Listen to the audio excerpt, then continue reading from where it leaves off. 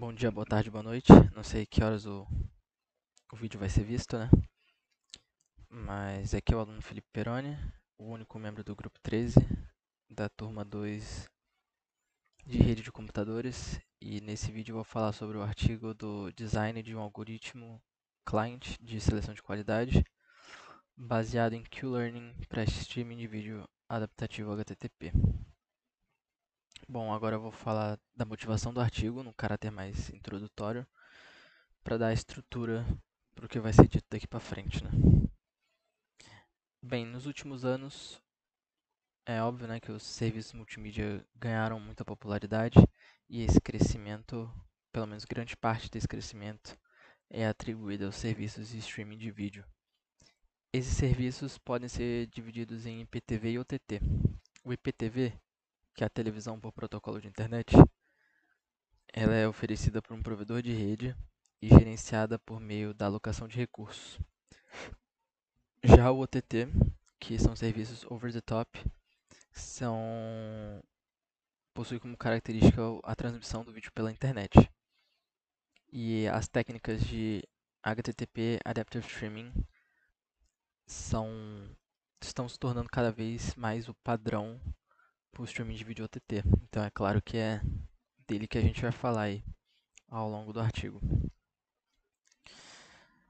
Bom, por ser entregue pela internet, o vídeo é entregue pela política tradicional da internet de melhor esforço, o que faz com que ele fique suscetível a flutuações na largura de banda,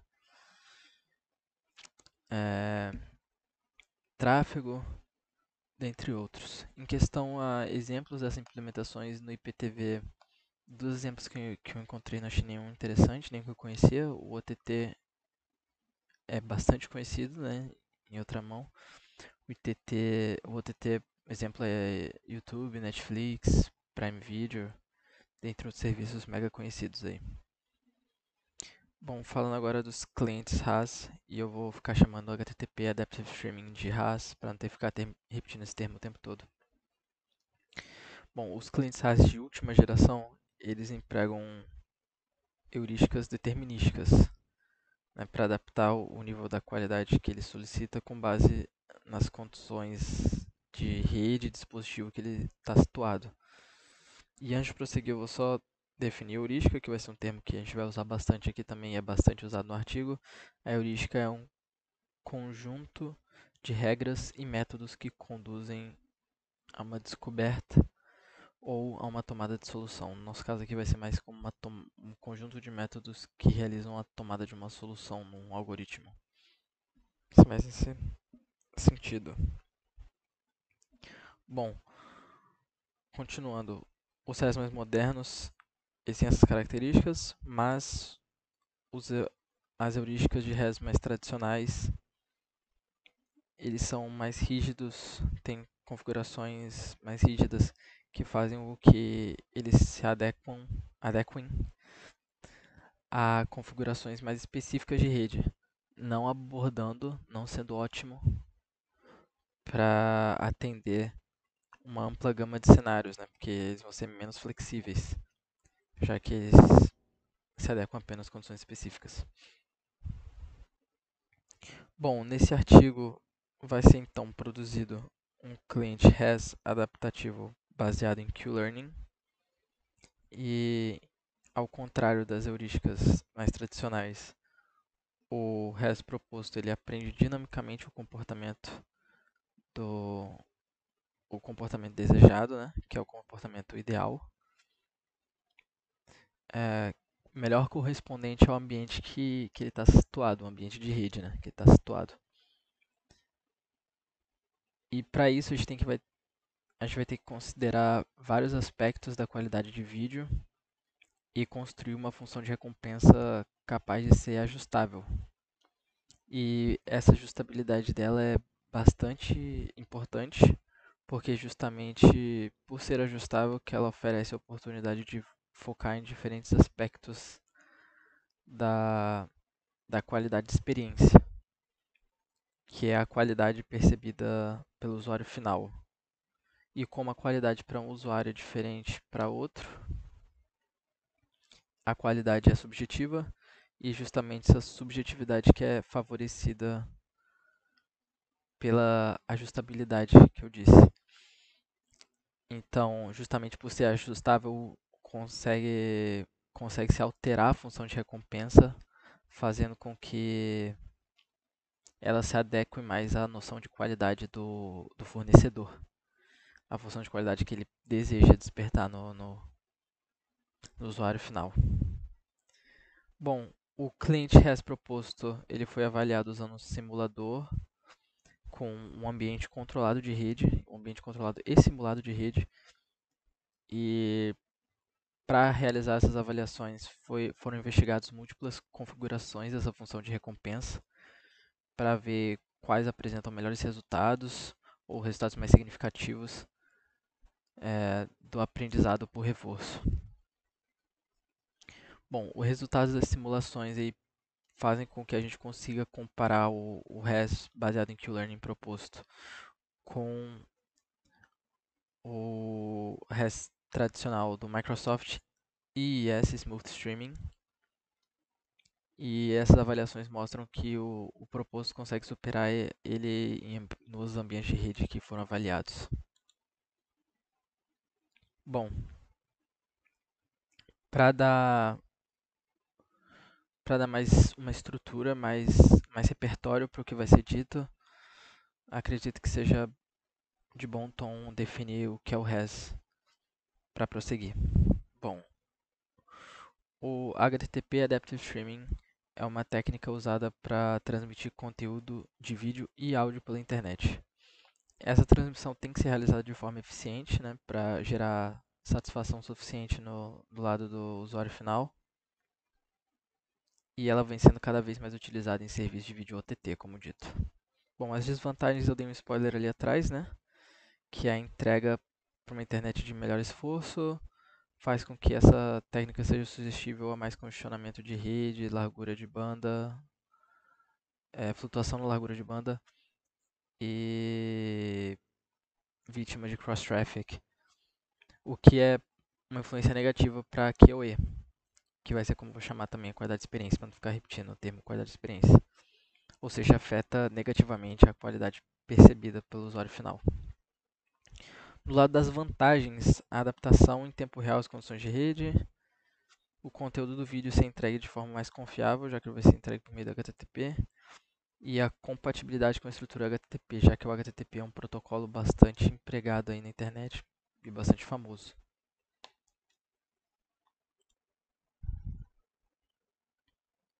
Bom, diversos players de multimídia da indústria fazem uso do RES, incluindo o que foi dito que a gente vai utilizar para comparar, que é o Microsoft IIS Smooth Streaming. Tem também o HTTP Live Streaming, que é o HLS da Apple, e o HTTP Dynamic Streaming da Adobe. E independente dos detalhes específicos de cada implementação dessas que foram citadas, todos os protocolos RES seguem princípios gerais de arquitetura, né? Que vão ser ditos aqui no slide de como funciona o RES. Bom, primeiro o conteúdo do vídeo que é codificado em vários múltiplos níveis de qualidade de resoluções, ou seja, um único vídeo ele é codificado em diferentes fluxos de vídeo com diferentes qualidades e resoluções. E cada um desses fluxos de vídeo ele é segmentado por meio de um segmentador de fluxo em segmentos de 2 a 10 segundos. E essa abordagem de segmentos é bastante vantajosa, que permite com que o vídeo se adapte dinamicamente. Quanto mais curto o segmento, maior a adaptação. O ideal, acredito, seja 2 segundos, que é justamente o que a gente aplica aqui a cada 2 segundos. São segmentos suficientes para ser guardados no buffer e garanta uma adaptabilidade boa para diferentes estados de ambiente de rede, porque se o segmento fosse 30 segundos, além de demorar bastante para baixar, ele em 30 segundos o ambiente de rede pode flutuar bastante. Bom, essa abordagem, como eu disse, permite que os clientes se adaptem dinamicamente à qualidade de vídeo solicitada e de acordo com o estado percebido da rede. E essa alteração que eu disse levando em consideração os fatores como delay, throughput e largura de banda. Bom, cada segmento tem a própria vida, no sentido de que cada segmento pode ser transportado como um único arquivo através do HTTP. E já no lado do cliente, tem um arquivo manifesto que ele é fornecido para o cliente e ele contém informações sobre diferentes níveis de qualidade de segmento de vídeo. É basicamente uma lista com os diferentes segmentos de diferentes resoluções e qualidades de vídeo. O arquivo de manifesto ele tem que ser usado para vincular os diferentes segmentos de um vídeo em um único fluxo contínuo, o que faz com que o cliente que assiste não perceba que o vídeo é segmentado, não seja que o vídeo, por exemplo, quando a gente assiste um vídeo, a gente não vê as múltiplas telas pretas no fim de cada segmento, porque o fluxo contínuo é garantido, o que melhora a qualidade de experiência. Bom, para cada segmento, o cliente usa as informações desse arquivo de manifesto para decidir qual o próximo segmento, de qual nível de qualidade, qual resolução ser baixado, e a heurística de seleção ideal a ser implementada, ou seja, decidir qual o próximo segmento de qual qualidade, depende da implementação que está sendo desejada. E os estados de rede que flutuam e são alterados com o tempo, eles precisam com que as heurísticas se adaptem a eles para que o nível de qualidade solicitado seja alterado dinamicamente também e a qualidade de experiência do usuário final seja mantida. Então, cada segmento é selecionado e baixado de forma progressiva. E ainda do lado do cliente, o buffer ele é usado para armazenar os segmentos baixados, para com que quando ocorram flutuações, o buffer consiga lidar com essas anomalias temporais sem com que o vídeo congele todos a cada segundo. Bom, como o atraso na chegada do segmento do vídeo também é uma anomalia temporal, também vale citar que é justamente quando ocorre a flutuação, demora mais para chegar ao segmento de um vídeo. Então, nem toda vez que ocorre a flutuação na rede, o seu vídeo no YouTube, por exemplo, ele trava, não é exatamente toda vez que ocorre, porque o buffer ele meio que corrige as anomalias. Mas ele tem um certo limite, né, que é o tempo dos segmentos que estão baixados lá. Bom, os segmentos sucessivos são armazenados no buffer e são reproduzidos suavemente como um fluxo de vídeo contínuo.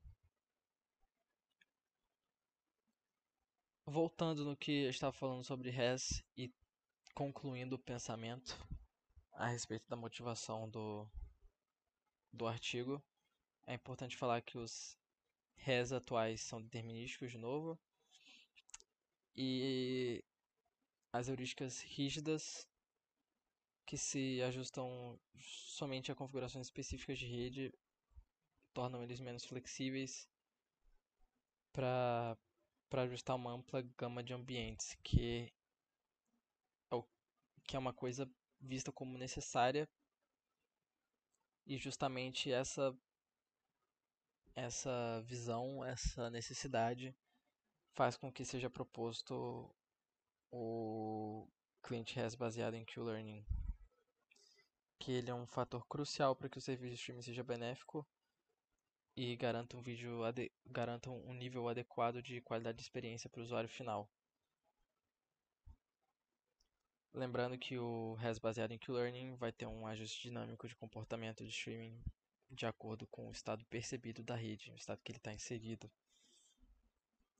Bom, para entender melhor essa motivação e essa adaptabilidade dinâmica do cliente REST Q-Learning, por que ela é superior ao REST tradicional, por exemplo, é bom explicar o que em si é o Q-Learning, né? E como dito anteriormente, o cliente REST sequencial padrão, o tradicional, ele solicita um segmento de vídeo após a chegada do segmento anterior. E lembrando que antes de cada solicitação, a heurística é chamada para selecionar qual o próximo segmento, de qual qualidade, qual resolução. E então daí a gente vai assumir que o nosso cliente proposto ele utiliza o Quality Learning, né, que é o Q-Learning, empregando uma função de aprendizado por reforço, que quando eu for referir, posso me referir a ela de RL também, de Reinforcement Learning em inglês, para não ficar repetindo aprendizado por reforço o tempo todo. E esse aprendizado por reforço vai ser basicamente a implementação, vai ser o chave da nossa heurística, da implementação da nossa heurística. E para entender melhor esse processo da nossa heurística e aprendizado por reforço, a gente vai falar sobre o Q-Learning. Bom, o que é o Q-Learning? O Q-Learning é um algoritmo de aprendizado por reforço, ORL, que permite com que um agente, aqui ó, o agente, ele aprenda a tomar decisões cada vez melhores em um ambiente para maximizar uma recompensa que ele recebe ao longo do tempo. Então o agente realiza uma ação no ambiente, aí ele vai receber o retorno, uma recompensa e o ambiente, a consequência da ação dele no ambiente. Então, em cada estado do ambiente, o agente ele recebe uma recompensa numérica. E essa recompensa ela funciona como um feedback das ações dele. O objetivo do agente é aprender qual é a ação, melhor ação possível, qual ação tomar num determinado estado de um ambiente. E o que vai motivar ele, meio que vai dizer se a ação for boa ou não, é a recompensa numérica. Porque o objetivo dele é maximizar essa recompensa numérica que é cumulativa. Então, na maneira ideal, a cada interação que ocorre, o agente aprende mais sobre o ambiente, através das ações ele aprende mais sobre o ambiente e converge assim, aumentando a recompensa e convergindo numa ação ideal. Bom, como no aprendizado por reforço, ele é uma técnica de aprendizado de máquina, né, que é machine learning. Inicialmente, ou até em geral em situações que não se conhece muito sobre o ambiente, que geralmente eu pensei no início, por exemplo, bom, ligou agora. Ele não tem noção nenhuma sobre o ambiente que ele está situado, entendeu? Só depois das primeiras ações que ele recebe feedbacks indicando a qualidade das ações dele sobre o estado. Então, quando ocorre o fato de ter um conhecimento limitado sobre o ambiente, tem um alto grau de incerteza sobre como o ambiente vai reagir às ações dele, né? Porém, aí que vem o balanço, aí que vem o detalhe. Cada interação com o ambiente é a maneira que ele tem para aprender. Então, no início, a pergunta que fica no início, como que ele aprende no início? A gente vai entrar daqui a 2 slides. A gente vai falar sobre as explorações, como é que ele faz em ambientes que ele tem mais incerteza. Ou seja, ele tem menos conhecimento sobre o ambiente, situações num ambiente diferente ou situações de início. Bom, aqui está a fórmula do Q-Learning. E quando a heurística do nosso cliente ela vai ser acionada, o estado do ambiente é atualizado no agente já. E no Q-Learning, uma função Q, que é a qualidade dessa função Q, é usada para medir a qualidade da combinação de estado e ação. Aqui está vendo que ela é a função de estado e ação. O S é estado, o A é ação. E a qualidade é, é a variável dependente e essas daqui são as variáveis independentes, ou seja, a qualidade é em função delas. E com base nas recompensas recebidas também. Vem aqui o reward e tem as outras taxas que eu já vou falar. Essa equação aqui mostra como os valores de Q são atualizados quando uma ação A é tomada no estado S. Isso resulta numa recompensa R. Bom, na equação aqui, o SA representa o par estado-ação. Esse alfa vai de 0 a 1, porque ele é uma taxa, é a taxa de aprendizado. E o gama também vai de 0 a 1, que é o fator de desconto. Bom, a taxa de aprendizado ela determina a medida que as informações recém-adquiridas substituem as informações antigas, ou seja, quanto mais informações novas valem. E o fator de desconto mede a importância das recompensas futuras. Tá vendo aqui? S de T mais 1, ou seja, estados futuros. E esse A aqui, que no artigo é B, ele significa uma ação ideal para maximizar o valor no estado futuro. Então, esse termo aqui representa o valor máximo da função Q para todas as ações A possíveis no estado ST mais 1. E com base nos valores Q aprendido, é selecionado o nível de qualidade a ser solicitado. Né? Com base no Q-Learning, se escolhe o nível de qualidade que vai ser solicitado no segmento.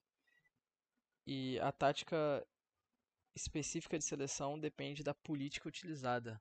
Isso a gente vai ver melhor na função de recompensa. A ação, eu recompenso inclusive esse R aqui. A gente vai fazer uma função desse R aqui. A ação atual ela recebe uma recompensa para atualizar os valores de aprendizado. E esse valor que ela recebe é com base na função de recompensa R, que a gente vai ver.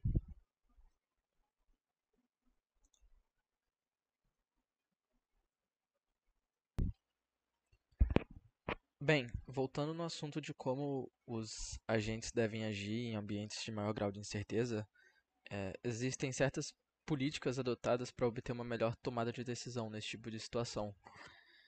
E para melhor explicar elas, primeiro eu vou introduzir o dilema de exploration versus exploitation, que em português eu vou ter que ficar falando em inglês, né? Porque em português ficaria exploração versus exploração, ia ficar meio confuso. Então, bom, enfim, é um desafio clássico de lógica de aprendizado que surge quando um agente precisa escolher entre exploration, que consiste em buscar novas opções ou estratégias para conseguir ações alternativas com potenciais maiores, mas corre o risco de obter resultados ruins no curto prazo. Ou o exploitation, que é explorar o conhecimento já existente, conhecimento de ações já existentes, usando opções já conhecidas para obter um melhor resultado, um melhor retorno imediato, sem investir recurso e tempo na busca de alternativas potencialmente melhores. Bom, um exemplo para ilustrar melhor essas ideias ilustrar melhor esse dilema de trade-off, né? Imagina uma situação na qual tem uma função que gere um valor de 0 a 10 e eu já conheço uma estratégia que gere o valor 5. Então, se eu realizar o exploration atrás de uma estratégia nova que gere um valor maior que 5, querendo, por exemplo, um 8, um 9 ou algo do tipo, eu corro o risco de gerar valores 3, 2, 0, 1, por exemplo, no curto prazo. Mas se eu focar no exploitation, eu perco a possibilidade de maximizar esse valor no longo prazo. Porque eu vou estar sempre. Minha função vai estar sempre gerando 5, né? Então estou insistindo numa ação que não é ótima. Bom, uma das tarefas mais desafiadoras no aprendizado por reforço é justamente equilibrar o exploration e o exploitation. Porque enquanto muito exploration pode gerar muito impacto negativo na função recompensa, no curto prazo, né? Muita exploitation pode impedir a maximização, como eu disse, da função recompensa no longo prazo. E, bem, esse balanceamento é bastante necessário, né? Visto que ele é muito importante para que o agente de aprendizado consiga convergir para uma solução otimizada. E para lidar com esse trade-off, existem políticas de exploração. Uma delas é a softmax, que é um método de exploration, que realiza a seleção de ações de maneira probabilística, né, utilizando a distribuição de Boltzmann. E por meio dela, os valores que são aprendidos eles são classificados. E essa classificação indica a chance das ações serem selecionadas ou não, né? E essas políticas possuem parâmetros ajustáveis, fazendo que a gente consiga adaptar essas políticas para diversas aplicações. Outra política bastante importante é a política do VDB Softmax, que VDB significa Value Difference Based Exploration, e o Softmax tem o mesmo nome, eu vou explicar porque tem o mesmo nome da outra junto. E ela tem esse nome Softmax, né, porque ela é basicamente uma extensão do método Softmax que eu acabei de falar. E ela usa a política Softmax apenas nos casos de exploration, para evitar um desempenho ruim quando muitas ações que estão sendo utilizadas resultam em valores de recompensa bem negativos, relativamente altos, assim, ruins. Mas como a política determina quando que vai... Como é que ela sabe, né? Quando que ela determina quando que vai utilizar o exploration e o exploitation? Bem, a teoria é que se deve usar o exploration quando as condições do ambiente são incertas. E essa incerteza ela é transparecida através de flutuações nos valores Q. Isso tudo falando no processo de aprendizado do agente. Isso tudo está acontecendo durante o aprendizado do agente.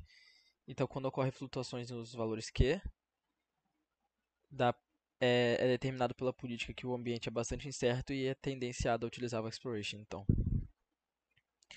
E para realizar essa extensão da função softmax para VDB softmax, é introduzida uma nova variável probabilística, né, que mostra justamente uma relação de dependência da exploração com o estado. Então, qual termo do trade-off que vai ser utilizado é bastante dependente da condição de certeza ou incerteza do estado, o que a gente viu aqui, né?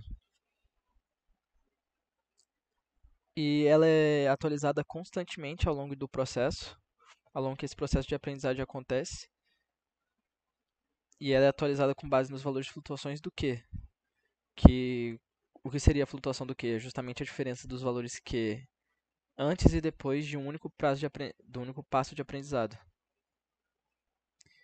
E lembrando que essas diferenças nos valores de Q, quando elas são altas, elas indicam um alto grau de incerteza no ambiente.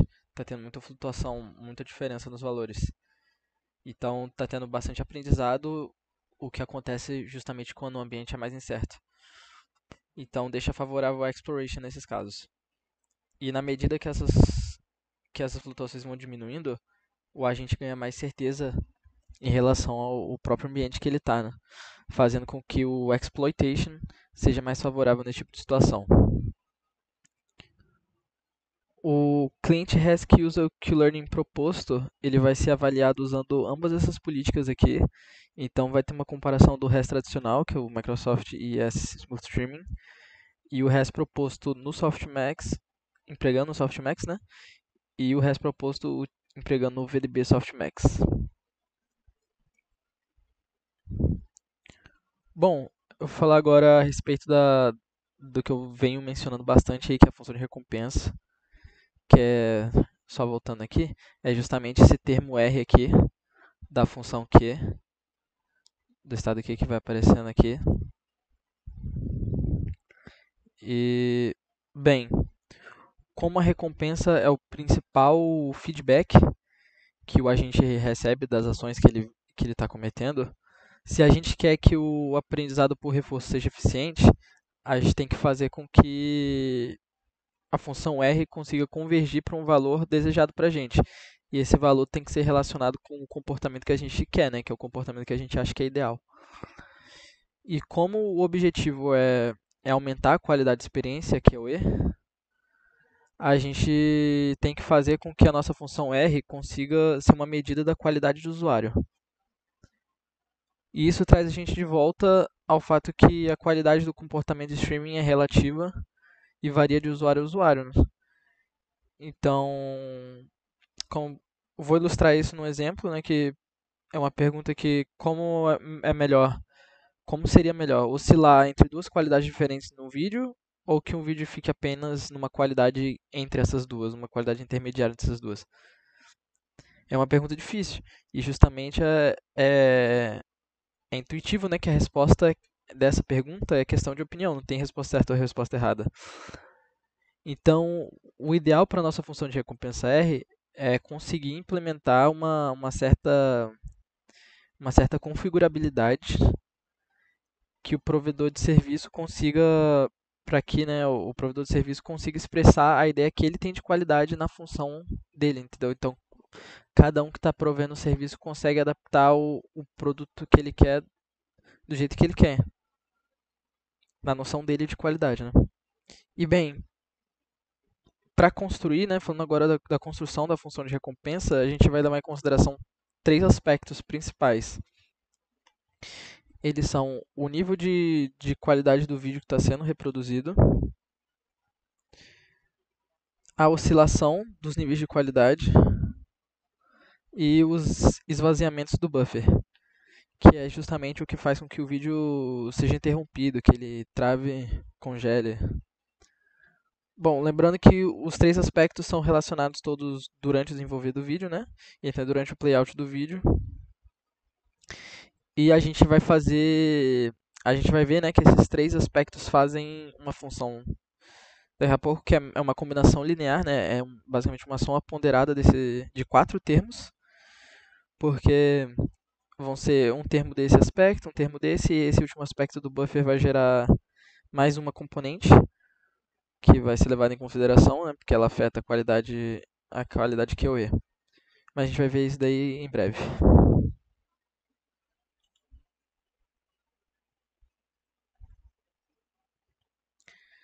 Bem, vamos começar falando sobre o aspecto da qualidade, né? E como foi visto nos artigos científicos que estão referenciados aqui, e também estão marcados como o 8 e o 14 na seção de referências do artigo, os valores PNSR e o Score da Opinião Média, que é o MOS, possuem uma relação linear. E o que isso significa? Bem, para a gente isso indica que a qualidade de experiência também escala linearmente com o nível da qualidade média de um segmento de vídeo. E usando essa relação, a gente consegue modelar a gente consegue modelar essa equação do componente do nível de qualidade médio dos segmentos. E que gera essa função bem aqui, que é uma função linear simples. O componente de nível de qualidade, esse termo é quality aqui, e o QLI significa o nível de qualidade no instante 1. E o N é o número disponível de níveis de qualidade. Aqui estão os gráficos relacionando o MOS e o PSNR. Bom, agora falando sobre o aspecto da oscilação, que é um pouco mais complicado. E por causa disso, você vai ter que primeiro definir o que é uma oscilação, né? Bem, ao longo de um playout de um vídeo, né, pelo RES, vão ocorrer situações de variações no ambiente da rede, né? E ela pode causar com que ocorra uma alteração no nível de qualidade que é solicitado para o próximo segmento. E uma única alteração só geralmente não gera instantaneamente uma experiência ruim para o usuário quando muda de qualidade do vídeo que você está vendo para o próximo segmento. Por exemplo, considerando uma alteração no ambiente de rede numa flutuação na largura de banda. Supor que tem um aumento na largura de banda. Aumentar o nível de qualidade não é considerado um comportamento ruim. Bem pelo contrário, né? Quando aumenta a qualidade do vídeo, geralmente é uma coisa boa. Então, uma mudança esporadicamente na qualidade não afeta a percepção de qualidade do usuário, na qualidade do vídeo, né? A primeira qualidade que eu disse era referente à qualidade do vídeo. Porém, quando ocorrem oscilações, a qualidade é impactada negativamente. E para definir de uma vez que é oscilação, uma oscilação é quando ocorre um aumento da qualidade seguido de uma diminuição da qualidade. Ou vice-versa, pode ser uma diminuição seguida de um aumento. Portanto, como a oscilação ocorre nessa alteração frequente de qualidade, a sua penalização tem que ser dada quando ela é observada, né? Que é na segunda alteração da qualidade, que é que sucede a primeira, né? E a gente tem que fazer isso de maneira com que uma alteração esporádica, que nem a do exemplo, né, não seja punida. Porque né, em questão de um aumento de qualidade de vez em quando, ou uma diminuição da qualidade a cada, por exemplo, sei lá, 20 segundos. Acho que no nosso caso vai ser 15 segundos. Não vai ter uma influência negativa na qualidade do usuário, mas sim a oscilação constante, frequente dessa troca, essa troca de qualidade frequente que vai sim ter um impacto negativo na qualidade percebida do usuário. E para quantizar esse valor de oscilação e gerar a equação do termo do R-oscillation que a gente quer, é introduzido os conceitos de profundidade e comprimento de oscilações, que é melhor observado aqui nessa figura. Como a gente vê aqui, o comprimento, que é o length aqui embaixo, de uma oscilação, ela é definido como o número de segmentos que se passaram desde a última alteração de qualidade. Então tem uma alteração aqui e uma aqui, e a gente consegue medir a length dele. E a profundidade é o número de níveis de qualidade quando ocorre uma alteração na qualidade. Então pode ser um aumento ou um decréscimo. Então tem aqui o depth aqui, teve uma alteração de, nesse caso aqui, 3 segmentos. Bom, para gerar a equação de oscilação, foi definido um valor máximo de comprimento de oscilação, que é o Lmax, que está inclusive bem aqui, nesse termo de baixo aqui. E as oscilações com esse valor retornam o valor zero. E esse valor zero serve para diminuir a influência de oscilações com tempo muito grande, né, na função recompensa. Então, isso diz que a alteração da qualidade, que tem um tempo muito grande entre as aparições, não afetam negativamente a qualidade. Já as oscilações de menor comprimento, as mais frequentes, né, são as que atrapalham mais no QE. E em relação à profundidade, quanto maior a profundidade, ou seja, quanto mais níveis são afetados nessa alteração no nível de qualidade, pior o efeito dela no QE, né? Maior o impacto negativo, quantos mais níveis de qualidade são pulados numa alteração de qualidade. Bom, na equação construída para oscilação, a gente tem os termos OLI, que representa o comprimento da oscilação observada em um instante I. Tem o ODI, que, seguindo a mesma lógica, né, é a profundidade de oscilação observada num instante I também.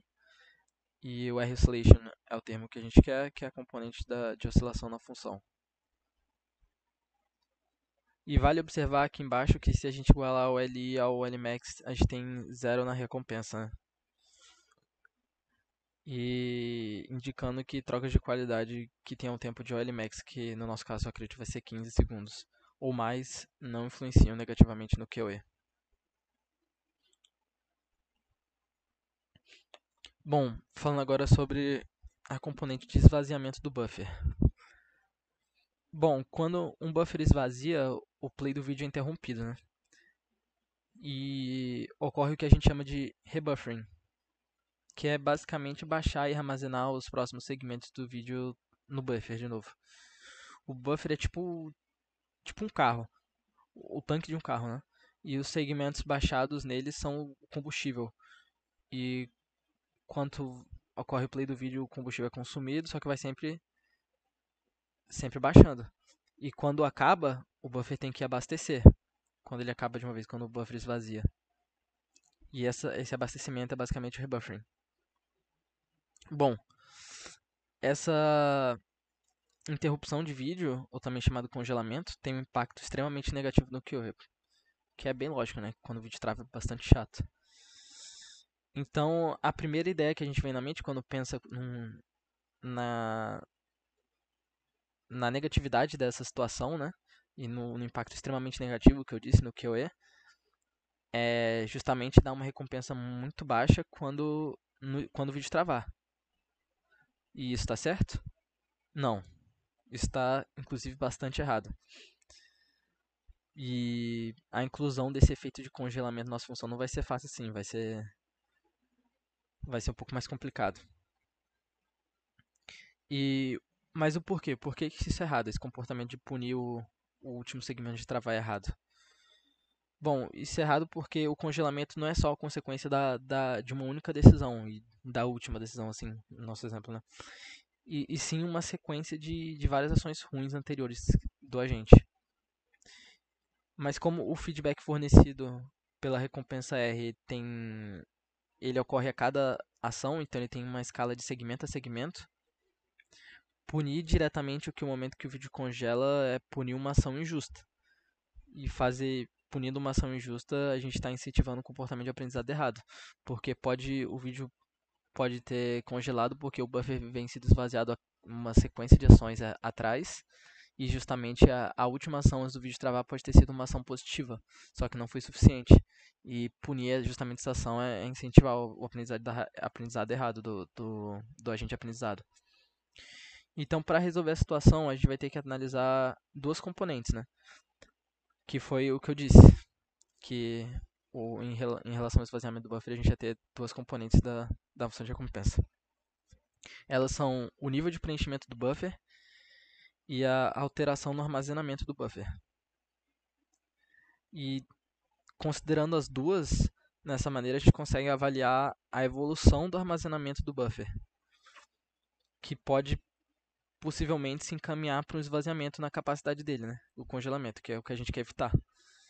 Ao invés de ficar só olhando para o momento em que o vídeo trava e punir e fazer uma análise sequencial de segmento a segmento. Bem, e considerando que é mais provável ter um congelamento de vídeo quando o preenchimento do buffer está baixo, o que é meio lógico, que é quando o buffer esvazia, se o preenchimento do buffer está baixo, ele está mais suscetível ao esvaziamento. E também pensando que a redução do preenchimento também aumenta essa probabilidade, né? Quando ocorre justamente uma alteração do preenchimento do buffer, o nível dele está baixo e ocorre uma alteração de decréscimo, tem uma alteração no preenchimento dele, tem um aumento de probabilidade bastante, bem grande pro congelamento do vídeo, que é justamente uma ação que a gente quer evitar. A gente consegue analisar isso com as funções de recompensa que a gente vai propor aqui. Bom, em relação ao componente do nível de preenchimento do buffer, assim como a componente da qualidade, ela também apresenta um comportamento linear com a qualidade de experiência, né? E isso faz com que quanto mais conteúdo está baixado no buffer, maior a qualidade de experiência. E a gente vai usar a função linear, essa modelagem linear, para descrever a componente, que é essa daqui. Bom, na equação a gente observa que ela tem ela é definida de duas maneiras em duas situações. Então a gente consegue observar que quando o preenchimento do buffer é de 10% ou menos da capacidade total, o Bmax é a capacidade total, o Bi é a capacidade no momento I. Quando esse preenchimento é de 10% ou menos, né, o valor de recompensa gerado é menos 1. E por que menos 1? Isso é para mostrar que esse nível de preenchimento, que nesse nível de 10% ou menos de preenchimento, a chance de congelar o vídeo é tão grande que esse valor extremamente baixo tem que ser utilizado como um alerta de pânico pro nosso agente, para ele entender uma recompensa extremamente baixa, ele tem que entender que ele tem que mudar algo. Mas para níveis maiores, a função retorna ou de menos 1 a 1. Já para outra componente de alteração no nível de preenchimento do buffer, ela não é linear, porque o objetivo dela é recompensar um aumento do preenchimento enquanto pune o decaimento. Então isso já é um conflito com a linearidade. E a equação ela tem que ser construída de forma que maior sejam as recompensas e punições quando o preenchimento do buffer está baixo. Então, se o buffer estiver quase vazio, quando você consegue armazenar, a recompensa é maior quando você consegue armazenar desse nível baixo, e o agente entende através dessa recompensa maior que a ação que ele está fazendo é muito boa. Então é para evitar o congelamento, né? Justamente também a a perda de conteúdo quando o nível de preenchimento do buffer é baixo faz com que ele receba uma recompensa extremamente baixa, fazendo com que ele entenda que esse comportamento que ele está fazendo é errado e vai gerar um congelamento, um travamento no vídeo. Essa equação aqui é a equação da alteração, da componente de alteração do nível do buffer, e veja que ela só é em função do nível do buffer no momento e no nível do buffer anterior, medindo justamente apenas a alteração.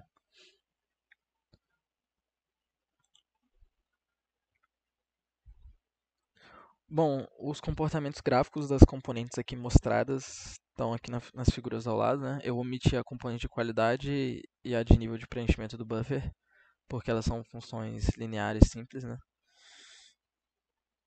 E vendo aqui, ó, essa daqui é a componente de oscilação e essa daqui é a componente de alteração do nível do buffer, o comportamento dela. Bom, esses grafos aqui eles foram gerados usando o setup de vídeo em 7 níveis diferentes de qualidade e o segmento tem duração fixa de 2 segundos, né? Lembrando que a qualidade, não sei se eu falei anteriormente, mas a capacidade do nível do buffer do cliente é de 20 segundos apenas. Vai ser isso pro artigo inteiro, pro experimento inteiro. Então, com base nas componentes que foram mostrados, a função de recompensa final é essa daqui. E ela é uma combinação linear, né, das 4 componentes, como eu disse. E o importante se ressaltar nela são justamente a aparição dos coeficientes, C1, C2, C3 e C4, que são muito importantes, porque ao utilizar valores diferentes de coeficientes, a gente consegue observar comportamentos diferentes na função de recompensa, certo? Então, são justamente esses valores de coeficiente que fazem com que a nossa função recompensa seja ajustável, fazendo que ela seja aplicada em diferentes situações. Tem adaptação dinâmica, como disse. Bom, e através dos coeficientes específicos, C1, C2, C3, C4, que uma noção específica de qualidade é abordada. E lembrando, né, que o nosso QA é de natureza subjetiva, então a nossa noção de qualidade vai ser implementada, vai ser explicada aqui na frente quando eu explicar o setup do experimento, né, da avaliação de comparação. E ele vai ser indicado, a nossa definição de qualidade vai ser indicada definindo os valores dos coeficientes.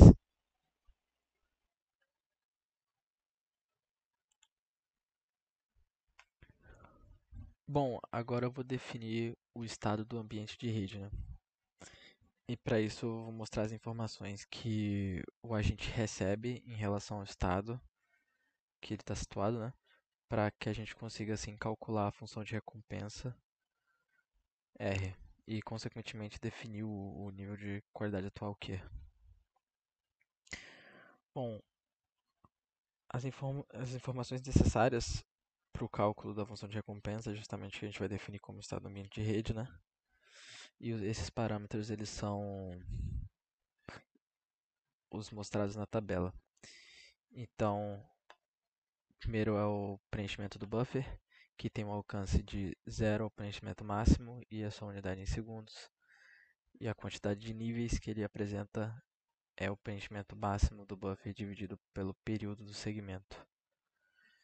O segundo é a alteração do preenchimento buffer, que tem um alcance de menos o preenchimento máximo do buffer até o preenchimento máximo do buffer, com a unidade de segundos também. E o número de níveis que ele apresenta é 2 vezes o preenchimento máximo do buffer dividido pelo período do segmento. Esse período de segmento é o valor fixo de 2 segundos, só lembrando. O terceiro é o nível de qualidade, que vai de 1 a n. N é o número de níveis de qualidade disponíveis, que eu vou falar no próximo slide, que eu vou apresentar o setup o setup da avaliação, né? Setup em que a avaliação foi realizada. E o número de níveis é, obviamente, n.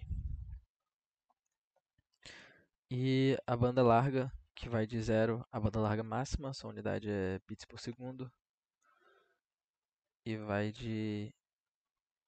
e o número de níveis é n mais 1.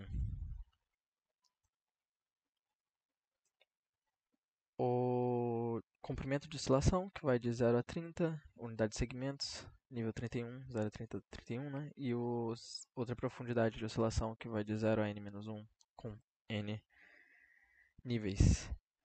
E lembrar que, mesmo que a largura de banda disponível não seja um indicador direto do nível da qualidade QE, ela influencia na decisão de qual segmento ser baixado e como ele influencia então no nível de qualidade.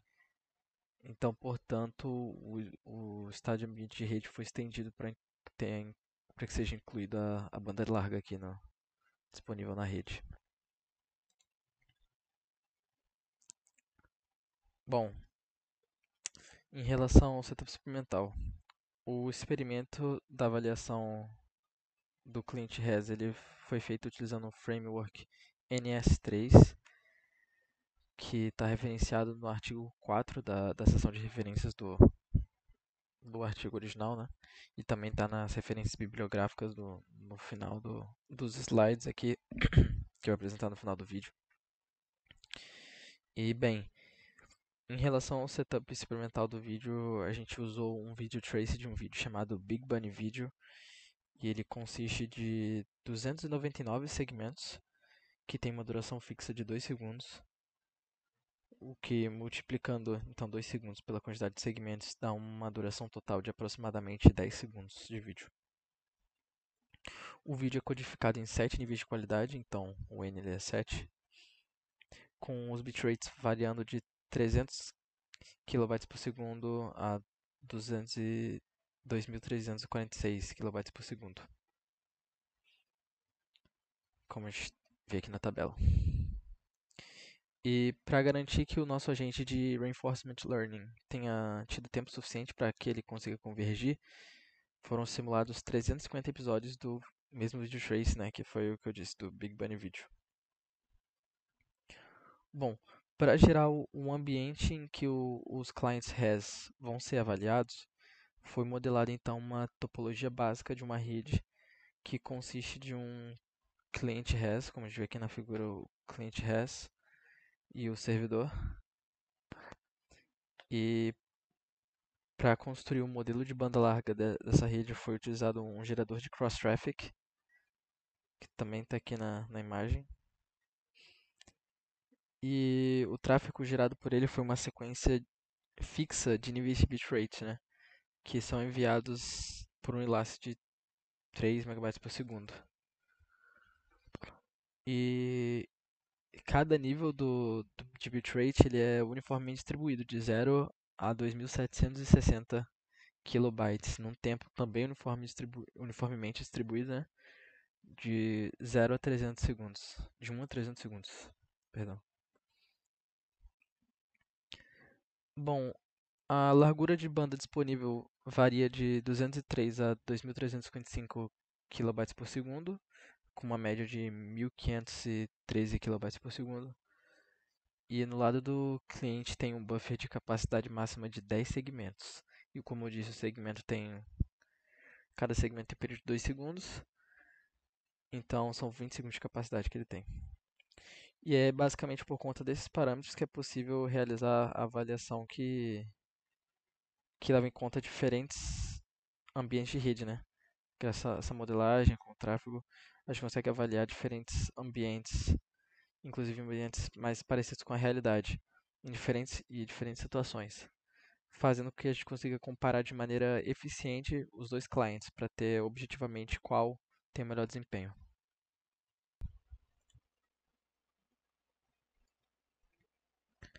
Bom, para que a gente consiga, né, para que conseguirmos avaliar diferentes clients de diferentes abordagens e heurísticas diferentes, e assim a gente conseguir obter valores de comparação necessária que a gente quer, primeiro a gente precisa estabelecer uma métrica, né, para a obtenção desses valores.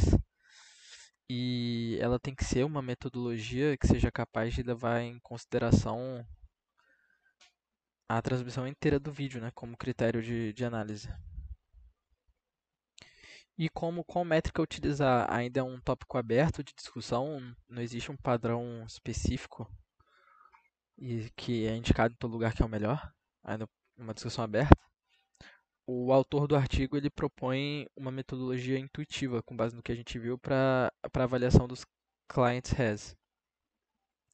Bom, foi enfatizado anteriormente que a QoE, né, é relacionada a 3 fatores, que é o nível da qualidade de segmento, oscilações e congelamento do vídeo. E que cada um desses aspectos é um termo da combinação linear da métrica utilizada. Que a gente vê aqui. Essa daqui é a equação da métrica. Primeiro a gente vai analisar o termo QLAVG, que é Quality Length Average.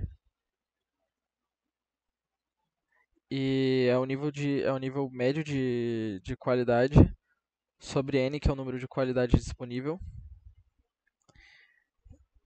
E é o termo referente ao primeiro aspecto, que é o nível de qualidade de cada segmento. Bom, como dito anteriormente, o termo da qualidade ele escala linearmente com a QoE, né? Então é por isso que ele não tem uma equação mais complicada, ele é essa função linear simples aqui. Bom, o F já ele representa os congelamentos do vídeo, né? Que F vem de freeze, né? E ele tem que ser desmembrado em outra equação porque ele não escala linearmente com a QoE. Porque o fato do vídeo travar influencia o playout do vídeo em mais de uma maneira, né? A primeira é o número de vezes que ele trava e a segunda é a duração média do tempo que ele fica congelado lá, né? Então foi proposto um cálculo usando 3 níveis discretos de frequência de congelamento do vídeo, né? E o tempo médio de congelamento. E baseado na interpolação desses níveis que a gente consegue então gerar uma função contínua do f, que é essa daqui que está apontada pela seta aqui, onde f é a frequência média de congelamento, esse frac aqui é a frequência média de congelamento, o f é o freeze, né, que vendo aqui, e esse ft AVG aqui é o freezing time average, que é o tempo médio de congelamento. E para os aspectos de mudança do nível de qualidade, né, as oscilações, que é o S aqui, que em inglês é switches, as oscilações, então por isso que é o termo S. Ela também não tem comportamento linear com o QE, por isso que tem outra equação aqui. E isso porque ela depende mais de um parâmetro também, que são os conhecidos aí comprimento e profundidade das oscilações. Bom, então na equação o SD representa a profundidade média das oscilações, que é o depth, né? O D de depth, switch depth. E o M é o número de segmentos de comprimento da oscilação. E o N é os níveis de qualidade da abordagem na oscilação. Então o M pega a questão do length aí. E para a obtenção dos coeficientes da métrica de avaliação, foi realizado um pequeno teste, né, de caráter subjetivo, no qual foram empregadas 6 cobaias e elas foram apresentadas com diferentes vídeos, né? E elas tiveram que julgar baseado na opinião dela e nas noções de qualidade delas, qual era a qualidade do streaming que estava sendo apresentado em cada vídeo, né? E com base nesse resultado, foi então realizada uma regressão linear nos resultados que as cobaias propuseram, né? Obtiveram. E assim a gente conseguiu obter esses coeficientes aqui, esses valores de coeficiente. Então, é possível notar que o alcance teórico da métrica que está proposta aqui vai de menos 3,76 a 5,35. Mas para esse pior caso aqui, geralmente os piores casos acontecerem, seria preciso que congelamentos de 15 segundos de duração acontecessem a cada segmento de vídeo, ou seja, a cada 2 segundos, durante o playout inteiro do vídeo, e tudo isso na pior qualidade possível, né? Então, na prática, esses valores são esse comportamento é tão ruim que ele é desprezível, né? Ele é inaceitável, então não tem nem como testar, não serve pra nada esse tipo de comportamento. Então, o alcance mais realístico ele é estipulado de avaliações de valores 0 a 5,35.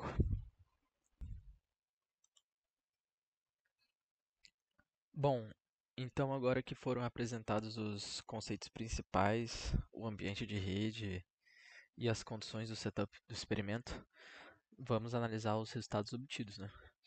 E como dito anteriormente, os coeficientes lineares da função de recompensa, eles são ajustados com base no comportamento que a gente deseja, né? E para escolhermos a melhor combinação possível, no artigo foram selecionados experimentalmente 10 pesos diferentes e como temos que considerar, né, que a gente tem um grupo de 4 coeficientes, fazendo a combinação de 10 em um grupo de 4, temos 286 configurações possíveis. E para determinar então a melhor configuração, né, foi realizada a simulação do vídeo do Big Bunny 350 vezes para cada uma das 286 configurações. E usando a média da métrica nos últimos 50 plays como resultado, lembrando também, né, que esse processo foi feito pro client res usando o Softmax e o VDB Softmax, então foram dois processos para cada política. E com base na comparatibilidade dos valores de métrica que a gente teve, o conjunto de valores específicos de coeficientes que a gente escolheu foram o coeficiente 1 da função recompensa igual a 2, o coeficiente 2 igual a 1, o coeficiente 3 igual a 4 e o coeficiente 4 igual a 3. E lembrando que as simulações foram realizadas com as taxas de aprendizagem alfa e a taxa de desconto em valores fixados de 0,3 e 0,95, respectivamente. Bom, todo esse esforço é necessário para que os valores de métrica gerados sejam significativos o suficiente para que a gente consiga comparar eles, né? Que o objetivo é justamente esse, o objetivo do artigo é a comparação entre clients, res, né? E em todas as simulações, o parâmetro beta de temperatura inversa da política softmax foi fixado em 1, fazendo com que tenha um equilíbrio, né, entre exploration e exploitation em valores que intermediários. Se a gente diminuir esse parâmetro, é forçado uma exploration aleatória, e se a gente aumentar ele, exploitation aleatória, né? Então, o parâmetro que a gente encontrou fixado foi excelente. Também foi fixado o parâmetro alfa do VDB Softmax, fixado no valor 0.2. E para a componente oscilatória da função recompensa, né, o R oscillation lá, o comprimento máximo de oscilação foi de 30 segundos, não como 15, como tinha dito que eu acreditava que seja, foi 30 segundos. Bem, o principal objetivo do agente aprendizado por reforço é a convergência em um valor otimizado e, portanto, a gente vai investigar primeiro a convergência obtida, né? Isso para ambas as políticas de exploração REST. A figura da esquerda, ela mostra uma evolução dos valores de recompensa obtidos a cada interação do episódio, e isso para ambas as políticas. A em verde representa a Softmax e a em vermelho a VDB Softmax. E devido à política de exploration e seleção de ações ótimas da Softmax, ela demora mais para convergir do que a VDB Softmax, que fica no modo exploration por menos tempo, né?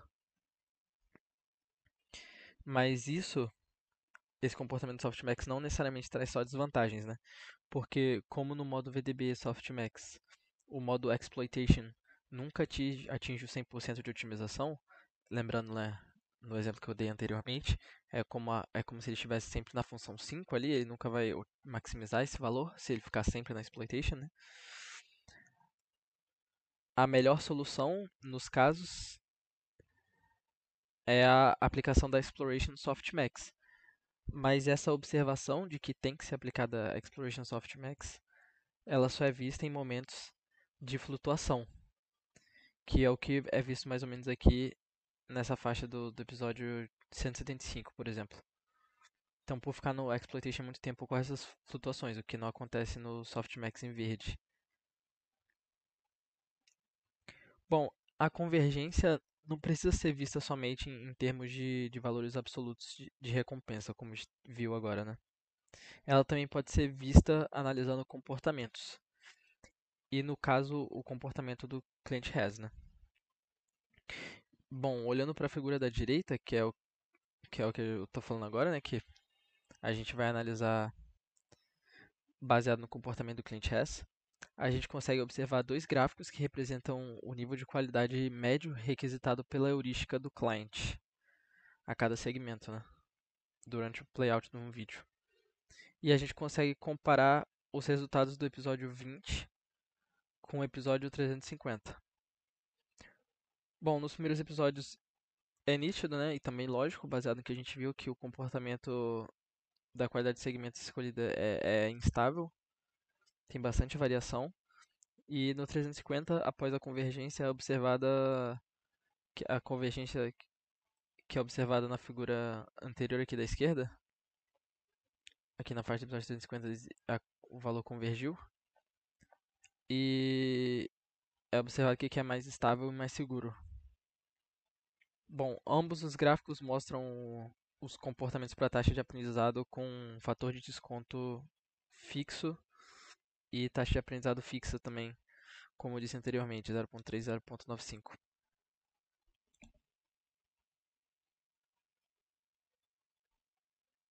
Bom, agora a fim de avaliar a influência do fator de desconto, foram realizadas novas simulações, né, utilizando fatores de desconto distribuídos uniformemente de 0.1 a 0.9 e foi observando nelas uma melhora do comportamento dos reward values, né, das recompensas, para fatores de desconto maiores. Então, passou-se então a fazer mais simulações, né, só que dessa vez com fatores de simulação maiores, né, na faixa de 0.990 e 0.995, fatores mais altos. Bom, todas as simulações, a taxa de aprendizagem foi mantida fixa, igual a 0.3, que nem anteriormente, e os resultados obtidos podem ser vistos aqui na figura da esquerda. E para ambas, novamente para ambas políticas de exploração, sendo a verde a Softmax e a vermelha a VDB Softmax. Bom, o gráfico mostra o impacto, né, do fator de desconto na função de recompensa R, e analisando ele a gente consegue concluir que para maiores valores do fator de desconto, maiores são os valores da função de recompensa. E o valor ótimo obtido é de 0.95, na faixa de 0.95. Aqui. E isso para ambas as políticas de exploração. Tem um ponto aqui de encontro delas. É possível também que o menor rendimento para esses fatores de desconto menores possa ser devido ao grande ambiente de rede que a gente estipulou anteriormente, né, na nossa avaliação. A figura da direita ela mostra que o menor crescimento de valor Q gera uma convergência mais lenta para ambientes de rede maiores. Entendeu? Então a gente consegue ver que a convergência do Softmax tem uma variação significativa, né? E ela é mais lenta em fatores de desconto menores, necessitando então mais interações. Bom, usando os dados obtidos e as configurações especiais que a gente estipulou, né, para o comportamento desejado, a gente consegue finalmente realizar a comparação do cliente REST tradicional com o proposto. Na tabela a gente consegue observar os valores da métrica, né, e os desvios padrões dos últimos 50 episódios. Para o REST proposto, que usa o Q-Learning e ambas as políticas de exploração, como eu disse, Softmax e VDB Softmax. E a gente consegue também comparar ele com o REST tradicional, o Microsoft IIS Smooth Streaming.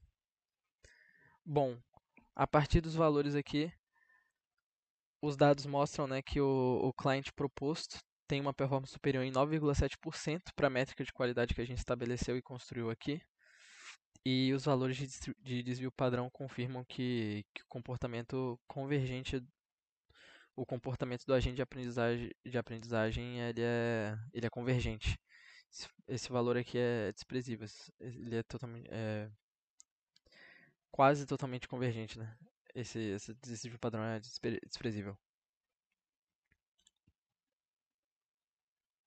Bom, aqui estão as referências de websites e bibliografias que o estudo foi apoiado, tanto do artigo quanto do vídeo. Muito obrigado por ter assistido e tchau.